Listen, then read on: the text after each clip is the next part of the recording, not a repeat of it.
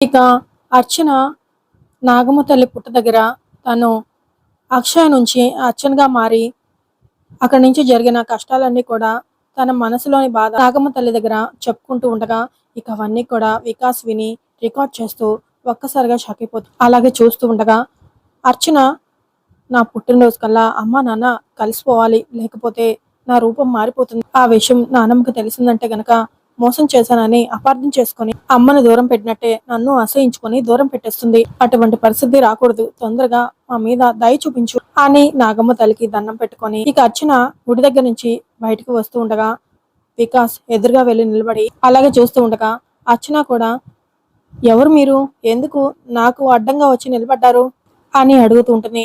ఈ వయసుకే ఇంత పర్ఫార్మెన్సా, భలే కొత్తగా నటిస్తున్నావు అక్షయ అని వికాస్ అనగానే ఇక అర్చన షాక్ అయిపోతూ నేను అర్చన అక్షయ అంటారేంటి అని అడుగుతూ ఉంటుంది.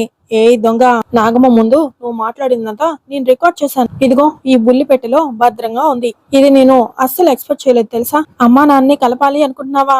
ఇప్పుడు ఈ వీడియో ఎవిడెన్స్ ని మీ గ్రాని దగ్గర చూపించాను అనుకో, ఇక అవనిని నిన్ను శాశ్వతంగా ఆ ఇంట్లోకి రానివ్వదు. కోడలుగా తనకు, మనవరాలుగా నీకు చోటు ఉండదు. మీ అమ్మ మీద నాకు ఎప్పటి నుంచో పగ రగులుతూనే ఉంది. ఇప్పటికి సరైన ఆయుధం దొరికింది.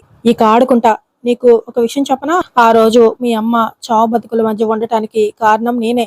ఇంకో సంగతి చెప్పనా, మీ నాన్న ఫుడ్ పాయిజన్ విషయంలో పట్టుబడ్డానికి కూడా కారణం నేనే. మీ అమ్మ నాన్నను అనుక్షణం వెంటాడుతున్న నీడ కాటేయడానికి ఎదురు చూస్తున్న పాముని నేనే. వేదవతి గారి ఇంటి దగ్గర కలుసుకుందాం, బాయ్ అక్షయ అని చెప్పేసి వికాస్ వెళ్తూ ఉండగా వెంటనే అర్చన వికాస్ కాళ్ళు పట్టుకొని వద్దు వికాస్ గారు, ఇప్పుడు మీరు ఈ నిజం బయట పెడితే అమ్మా నాన్నలు శాశ్వతంగా దూరం అయిపోతారు అని అర్చన బ్రతిమాలుతూ ఉంటుంది.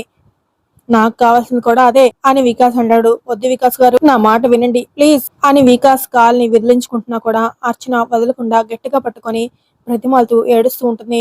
అయినా కూడా వికాస్ అర్చనని చేతితో దూరంగా నెట్టేసి అక్కడి నుంచి కోపంగా వెళ్తూ ఉంటాడు. వికాస్ గారు ప్లీజ్ ఆగండి అని పిలుస్తూ ఉంటుంది. కానీ వికాస్ ఆగకుండా వెళ్ళిపోవడంతో వెంటనే అర్చన నాగమ్మ తల్లి దగ్గరికి పరిగెత్తుకుంటూ వెళ్లి అతను నిజం బయట పెట్టాడు అంటే నేను ఇబ్బందుల్లో పడతాను. అతను ఎంత దుర్మార్గుడో, ఎన్ని దారుణాలు చేశాడో అతనే ఒప్పుకున్నాడు. నువ్వే కల్లారా చూసావు, అటువంటి వాడిని వదిలేస్తావా, శిక్షించవా? అమ్మా నాగమ్మ రక్షించమ్మా అని అర్చన అడగగానే వెంటనే నాగమ్మ తల్లి వికాస్ దగ్గరికి వెళ్తూ ఉంటుంది. వెనకాలే అర్చన కూడా వెళ్ళి ఏ వికాస్, నీ పాపాలు పండాయి. ఈ రోజుతో నీ వలన మాకు ఎటువంటి ఇబ్బందులు రాకుండా నీ అంతం జరగబోతుంది అని అర్చన అనగానే వెంటనే వికాస్ అక్కడి నుంచి పారిపోతూ ఉంటాడు.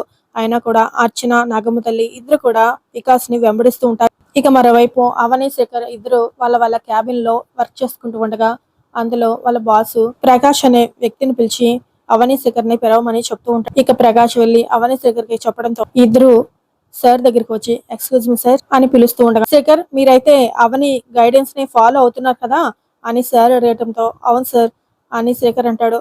అవని మీరిద్దరూ కలిసి ఆడిటర్ దగ్గరికి వెళ్ళి ఆడిటింగ్ డీటెయిల్స్ కనుక్కొని రండి. నెక్స్ట్ వీక్ ఫైల్స్ అన్ని సబ్మిట్ చేయాల్సి వస్తుంది, అందుకే ముందుగా వెళ్ళండి అని సార్ చెప్పడంతో షూర్ సార్ అని అవని శేఖర్ అంటూ